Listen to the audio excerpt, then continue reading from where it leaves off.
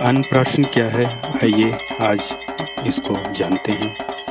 अन्नप्राशन संस्कृत का एक शब्द है जिसका अर्थ अनाज के सेवन करने की शुरुआत।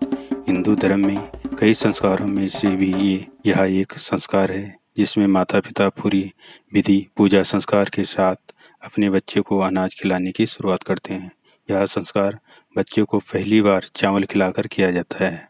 अक्सर माता पिता अपने बच्चे के लिए इस संस्कार को पूरा परिवार के साथ करते हैं, जिसे इसका एक महत्वपूर्ण विकास भी माना जाता है।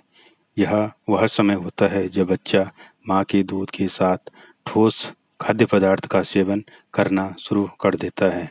अन्नप्राशन एक रिवाज है, देश के विभिन्न राज्यों में अलग अलग नामों से जाना जाता है। अन्नप्राशन का महत्व, जैसे कि पहले बताया गया है कि अन्नप्राशन बच्चे के विकास में अगले कदम को दर्शाता है। वैदिक युग से शुरू हुई अन्नप्राशन की यह विधि दक्षिण एशिया, ईरान के साथ साथ फारसी लोगों में भी मनाई जाती है।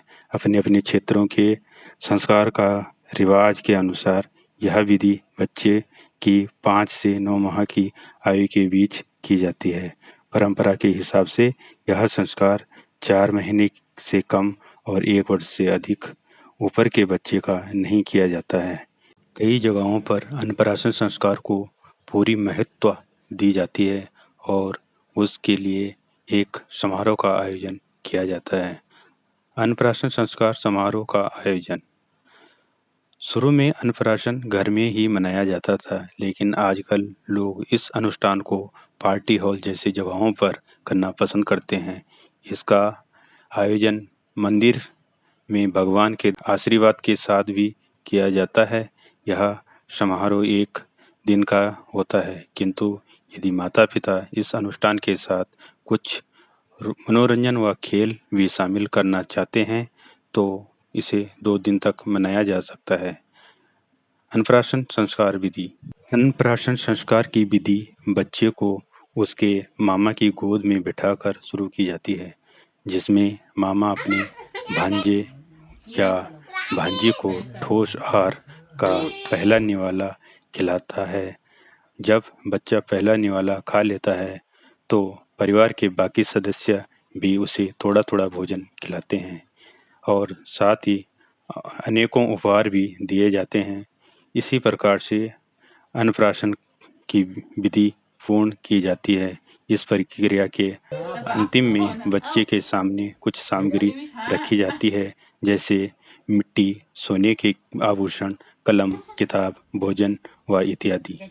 अब इन चीज़ों में से बच्चे को किसी एक चीज़ का चुनाव करना होता है। रिवाज के अनुसार बच्चे का चयन ही उसके भविष्य का प्रतीक माना जाता है। बच्चा यदि सोने के आभूषण चुनता है तो माना जाता है कि वह भविष्य में धनवान बनेगा। यदि बच्चा कलम का चयन करता है तो इसका मतलब होता है कि वह बुद्धिमान होगा। बच्चे के पुस्तक चुनने पर माना जाता है कि वह ज्ञानी होगा। यदि वह मिट्टी चुनता है तो इसका मतलब है कि वह जायदाद के मामले में भाग्यशाली है। और यदि बच्चे ने भोजन को चुना तो मान्यता है कि वह सहानुभूति रखने वाला व्यक्ति व दानवीर होगा। इस प्रकार से अन्नप्राशन संस्कार पूर्ण माना जाता है और इस विधि से ही मनाना चाहिए।